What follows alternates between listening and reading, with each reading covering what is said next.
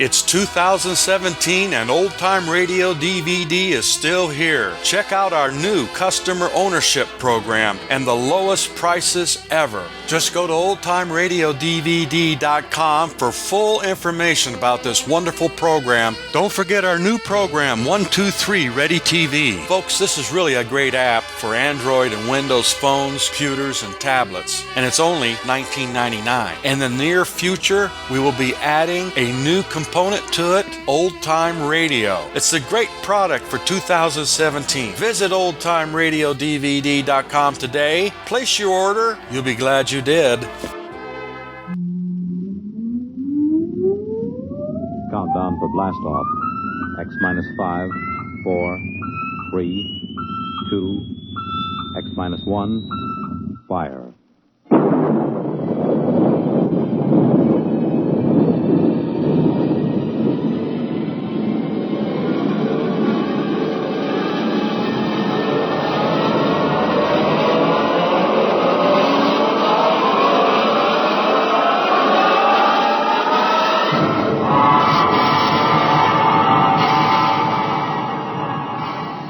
From the far horizons of the unknown come tales of new dimensions in time and space. These are stories of the future, adventures in which you'll live in a million, could be years, on 1,000 maybe worlds. The National Broadcasting Company, in cooperation with Galaxy Science Fiction Magazine, presents X minus 1.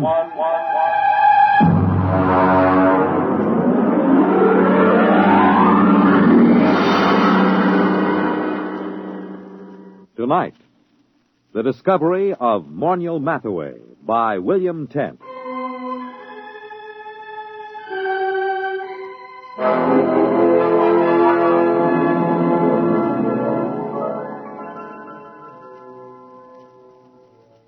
Everyone is astonished at the change in Mornial Mathaway since he was discovered. Everyone, that is, but me. They remember him as an unbathed and untalented Greenwich Village painter who began almost every second sentence with I and ended every third one with me. You see, I understand the change in him, because I was there the day he was discovered. We were talking about his discovery that day. I was sitting carefully balanced on the one wooden chair in his cold little Bleecker Street studio, because I was too sophisticated to sit in the easy chair. Come on, Dave, take a comfortable seat. Oh, no, Morny, oh, no. I know about that chair. Now, what do you mean? It's the only comfortable chair in the room. Yeah, I know. Look at it. Broken down springs, very high in the front and low in the back. Sure, it conforms with the position of the spine. Yeah, sure. And when you sit in it, things begin sliding out of your pockets. Loose change, keys, wallets, anything. What do you do, Mornial? Pay the rent on your studio with that easy chair? Well, as a matter of fact, it is rather profitable. Hmm. And that's why I'll sit on the wooden chair, if you don't mind. Oh, now, don't be bourgeois. Well, I notice you always sit on the bed. That's because I'm a good host. I see. Well, how's the painting going? Oh, great, fabulous. You sell any paintings? No. You know, Dave, I can't wait for the day when some dealer, some critic with an ounce of brains sees my work. I can't miss, Dave. I know I can't miss. I'm just too good. Sometimes I get frightened at how good I am. Why, it's almost too much talent for one man. Well, there's always... Not that it's too much talent for me. I'm big enough to carry it, fortunately. I'm large enough of soul. Oh, good. I'm glad to hear it. Now, if you don't mind... You know what I was thinking about this morning? No, but to tell you the truth, I was thinking about Picasso, Dave. Picasso and Rouault. I'd just gone for a walk through the pushcart area to have my breakfast. You know, the old hand's quicker than the eye. Yes, I know. I've seen you do it. You're the only man I know who can ask directions to Houston Street and fill his pockets full of bananas at the same time. Oh, well, society owes the artist something. Mm-hmm. Anyway, I started to think about the art of modern painting. I think about that a lot, Dave. It troubles me. You do, huh? Well, I was thinking, who is really doing important work in painting today? Who is really an unquestionable great? I could think of only 3 names. Picasso, Rouault, and me. Well, naturally. Just 3 names, no more. Oh, it made me feel very lonely, Dave. Yeah, well, I can see that. But and then I asked myself, why is this so? Has absolute genius always been so rare? Why has my impending discovery been delayed so long? Oh, I've thought about it for a long time, Dave. I've thought about it humbly, carefully, because it's an important question, and this is the answer I came up with.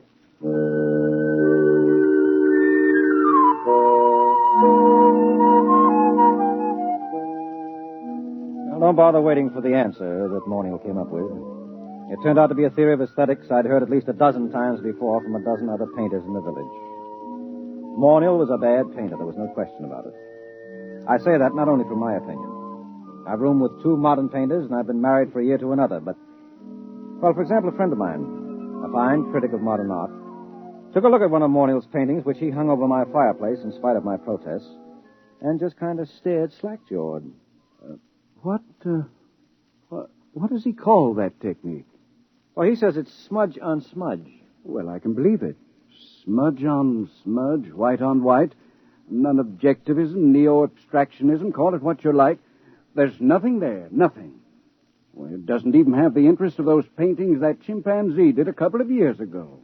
He's just another of those loudmouth, frowsy, frustrated dilettantes that infest the village. Why do you waste your time with him? Well, for one thing, he lives right around the corner, and he's kind of colorful in his own sick way. And he does have one great talent. It's not in painting. No. Now, you see, I just get by as far as living expenses are concerned. Things like good paper to write on, good books for my library. Well, I can't touch them. And sometimes the yearning gets too great. You know, a newly published collection by Wallace Stevens. Well, if I find one I want, I just go over to Mornial's and tell him about it. He doesn't lend you money. Oh, no. Now, you see, we go out to the bookstore and we come in separately. And then I start a conversation with the proprietor about some very expensive out-of-print item I'm thinking of ordering, and Mornial just says, "Don't mind me, I'm browsing." Well, that's the high side. I'm browsing. Well, what happens?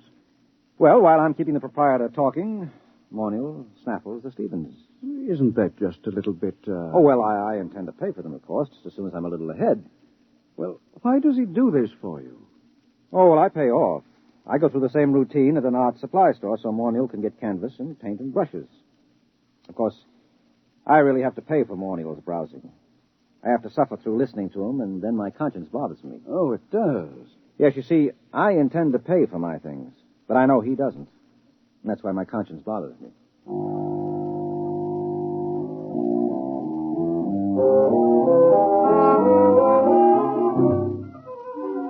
Well, here he was the day he was discovered, sitting in his room, and Mornial was running on about his own genius. No, I can't be as unique as I feel.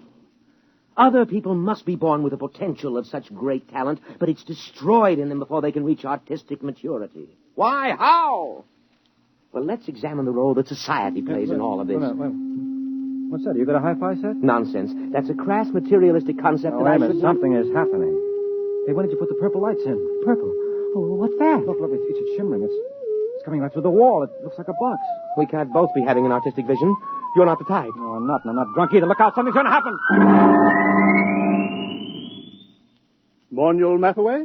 Who are you? Where'd you come from? You are Mornial Mathaway? Yes. My name is Glescu. I bring you greetings from 2487 AD. Oh, 2487? AD? I realize this is a difficult phenomenon for you to grasp entirely, but here I am. We will now indulge in the 20th century custom of shaking hands. Mr. Mornial Mathaway? Oh, well, sure. Shake. Yeah. And you, sir? Yeah, sure. I don't mind. Shake. What a moment. What a supreme moment. Oh, what do you mean, what a moment? What's so special about it? Are you the inventor of time travel? Me, an inventor? No. Time travel was invented by Antoinette Ingeborg, and, well, that was after your time. It's hardly worth going into at the moment, especially since I only have half an hour. Why half an hour? The skin drum can only be maintained that long. The skin drum is, well, call it the transmitting device that enables me to appear in your period. There is such an enormous expenditure of power required that a trip into the past is made only every 50 years. The privilege is awarded as a sort of go-bell. I believe I have the word right. It is go-bell, isn't it? The award made in your time? Well, you wouldn't mean Nobel by any chance, a Nobel Prize? That's it, the Nobel Prize. A trip is awarded to outstanding scholars as a kind of Nobel Prize. Once every 50 years, the man selected by the Gardemax is the most preeminent, that sort of thing, you know. Up to now, of course, it's always gone to historians, or they frittered it away on the siege of Troy and the first atom bomb explosion at Los Alamos, or the discovery of America, things like that. But this year... Yes? Well, what kind of scholar are you? I am an art scholar. My specialty is art history, and my special field in art history is... What? You... Mr. Mathaway. In my own period, I may say without much contradiction, I am the greatest living authority on the life and works of Mornial Mathaway. My special field is you. Dave, did you hear that? Dave! I heard. Do you mean that I'm famous? That famous? Famous! You, my dear sir, are beyond fame. You are one of the immortals the human race has produced. That famous? That famous. Who is the man with whom modern painting in its full glory is said to have definitely begun? Who is the man whose designs and color have dominated architecture for the past 5 centuries? Who is responsible for the arrangement of our cities, the shape of our artifacts, the texture of our clothing? Me. You. No other man in the history of art has exerted such a massive influence over design. To whom can I compare you, sir? To what other artist in history can I possibly compare you? Rembrandt? Da Vinci? Rembrandt and Da Vinci in the same breath as you. That's ridiculous. They lacked your universality, your taste for the cosmic. Wow. Mr. Glasgow, excuse me. Do you happen to know of a poet named David Danziger? Did much of his work survive? Is that you? Yes, that's me. Dave Danziger? Well, no, I don't think so.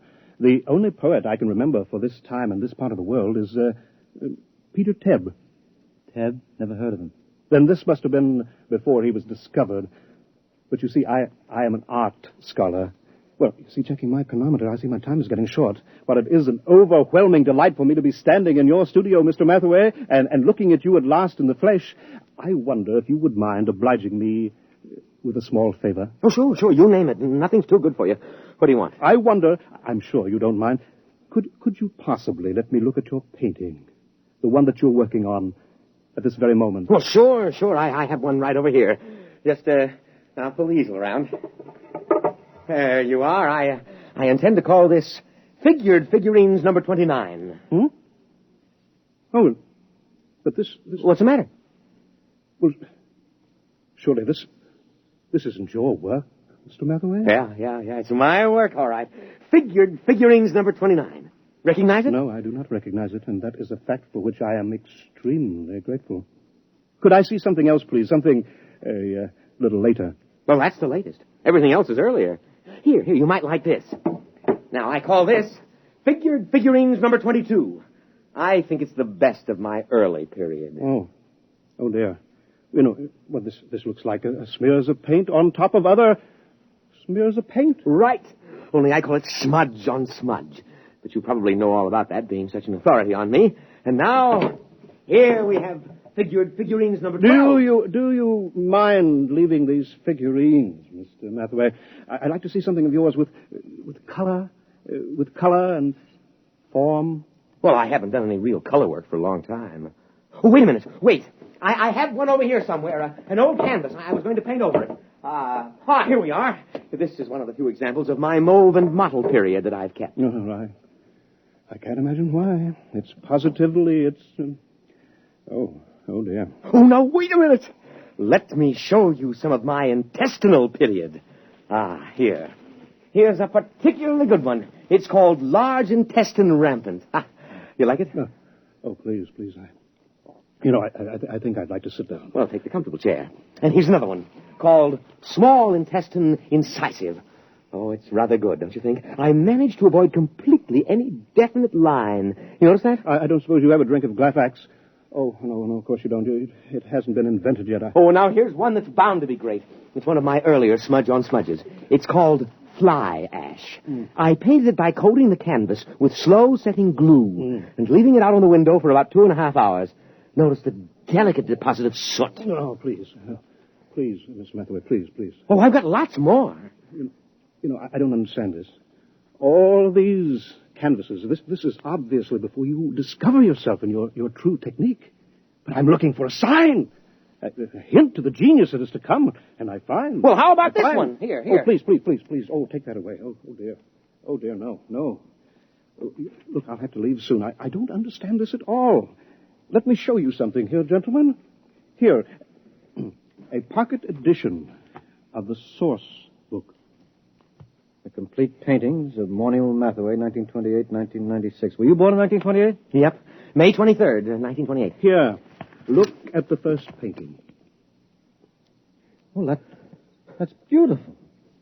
I mean, the color, that's incredible. Oh, well, that's tough.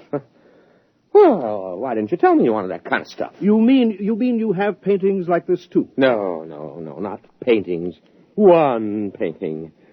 Oh, I did it last week as a sort of an experiment, but I wasn't satisfied with the way it turned out, so I gave it to the girl downstairs.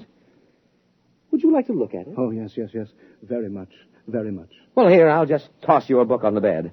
Come on, it won't take a minute or two.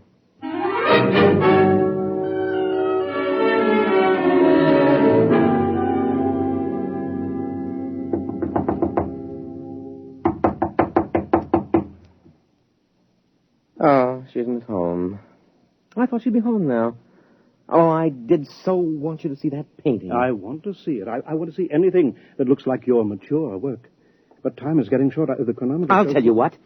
Anita here has a couple of cats that she asked me to feed when she's away for a while. So she's given me the key to her apartment. Suppose I, browse upstairs and get it. But she... Suppose I browse through my room and get it. Get it? Oh, yeah. You go ahead and browse, sure. Fine, but please hurry. Oh, sure, I'll hurry. I won't take long browsing.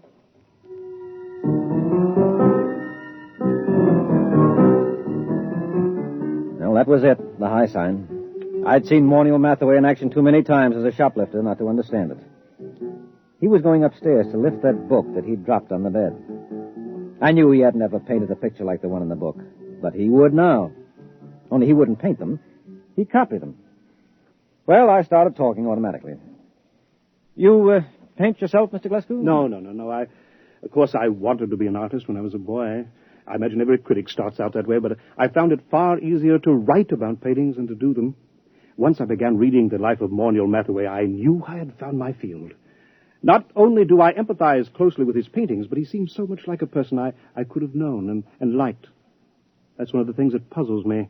He's quite different from what I had imagined. Yes, I'll bet he is. Of course, history has a way of adding romance to an important figure. Mm-hmm. Oh, dear, I'm running out of time here. Do you think you'll be back with the key soon? I've practically no time left.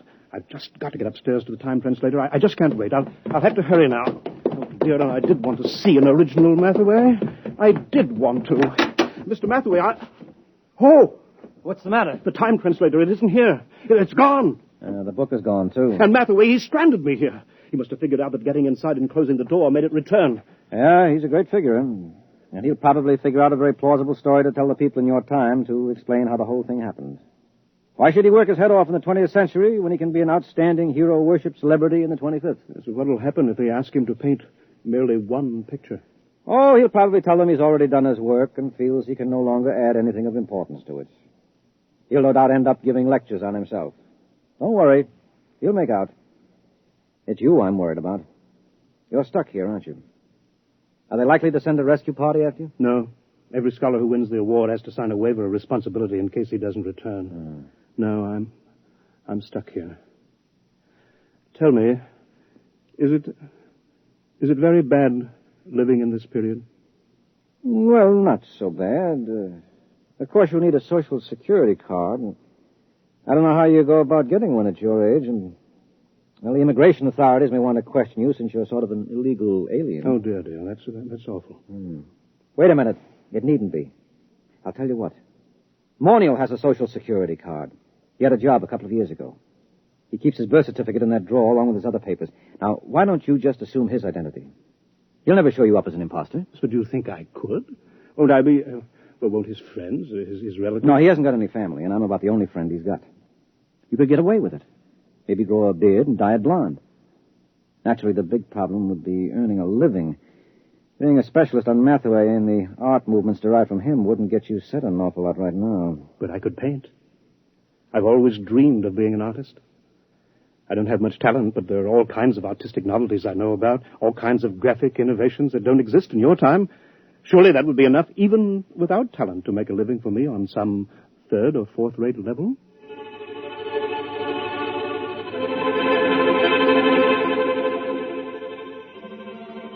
No, it certainly was. But not on the third or fourth-rate level. Mr. Glasgow, that is Mornial Mathaway, is the finest painter alive today and the unhappiest. After his last wildly successful exhibition, I remember he said to me, "What's the matter with all these people praising me like that? I don't have an ounce of real talent in me. All my work is completely derivative. I've tried to do something, anything that was completely my own, but I'm so steeped in Mathaway that I can't seem to make my own personality come through. And those idiotic critics go on raving about me, and the work isn't even my own. Well, then whose is it? Mathaway's, of course. We thought there couldn't be a time paradox. I wish you could read all the scientific papers on the subject. They fill whole libraries because it isn't possible that time specialists argue for a painting to be copied from a future reproduction and so have no original artist.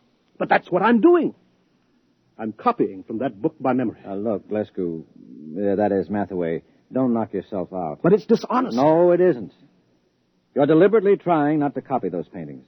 You're working so hard at it that you refuse to think about that book or even discuss it.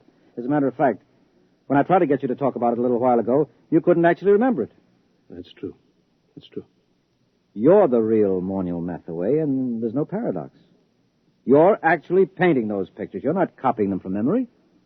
I know in my heart that they're not mine. All right, I'll forget it. Anyway, you're a much nicer guy than Mathaway ever was. And besides, a buck is a buck.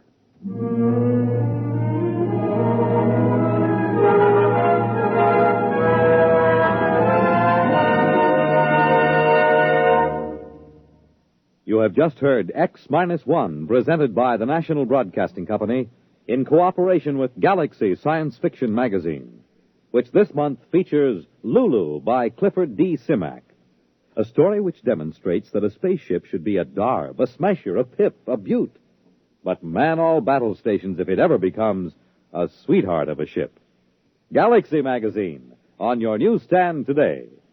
Tonight, X-1 has brought you The Discovery of Mornial Mathaway, a story from the pages of Galaxy written by William Tenn and adapted for radio by Ernest Kenoy. Featured in our cast were Leon Janney as Mathaway, Guy Rep as the critic, Wendell Holmes as Glescu, and Les Damon as Dave. Your announcer, Fred Collins. X-1 was directed by Daniel Sutter and is an NBC Radio Network production.